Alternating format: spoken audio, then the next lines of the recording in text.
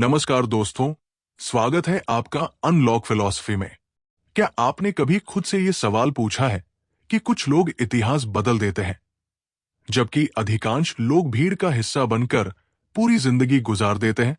क्या सच में कुछ लोग जन्म से असाधारण होते हैं, या हर इंसान के भीतर एक ऐसी शक्ति छिपी होती है जो उसे साधारण से असाधारण बना सकती है? आज के इस वीडियो में हम जानेंगे ओशो की वो गहरी शिक्षा जो कहती है कि कोई भी इंसान जन्म से महान नहीं होता। महानता किसी भाग्य का उपहार नहीं, बल्कि जागरूकता का परिणाम होती है। अगर आप अपने भीतर छिपी हुई असली क्षमता को पहचानना चाहते हैं, तो इस वीडियो को अंत तक जरूर देखिए। 20वीं सदी के सबसे प्रभावशाली आध्यात्मिक विचारकों में से एक थे ओशो। उन्होंने कभी लोगों से ये नहीं कहा कि किसी और जैसा बनो। उन्होंने हमेशा एक ही बात दोहराई, तुम स्वयं बनो, क्योंकि इस पूरी पृथ्वी पर तुम्हारे जैसा दूसरा कोई नहीं है। उनके अनुसार दुनिया की सबसे बड़ी त्रासदी ये नहीं है कि लोग असफल हो जाते हैं।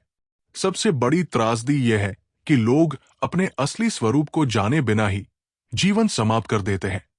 बचपन से हमें सिखाया जाता है कि दूसरों जैसा बनो, किसी की तरह पढ़ो, किसी की तरह सोचो, किसी की तरह सफल बनो। धीरे धीरे हम दूसरों की नकल करते करते अपने वास्तविक अस्तित्व को ही भूल जाते हैं। ओशो कहते हैं कि जिस दिन तुमने तुलना शुरू कर दी, उसी दिन तुमने अपनी मौलिकता खो दी। और जो व्यक्ति अपनी मौलिकता खो देता है, वो कभी असाधारण नहीं बन सकता।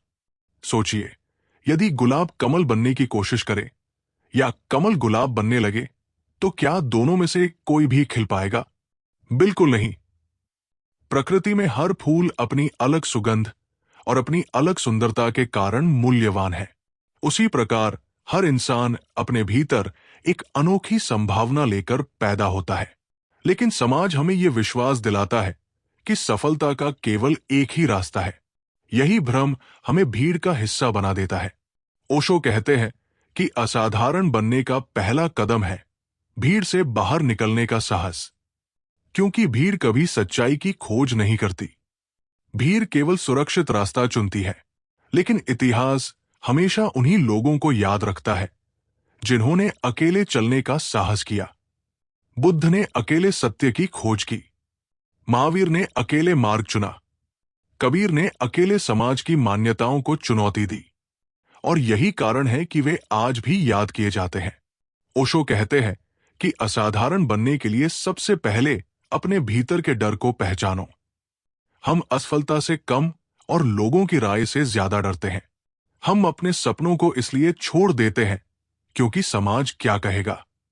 लेकिन याद रखिए, जो लोग आज आपकी आलोचना कर रहे हैं, वही लोग कल आपकी सफलता की कहानियां सुनाएंगे। इसलिए अपने जीवन का निर्णय दूसरों की तालियों या आलोचनाओं के आधार पर मत कीजिए। दूसरा कदम है पूर्ण जागरूकता। ओशो कहते हैं कि अधिकांश लोग जीते नहीं, केवल आदतों में बहते रहते हैं। वे खाते हैं, काम करते हैं, बोलते हैं, प्रेम करते हैं, लेकिन सब कुछ बिना जागरूकता के।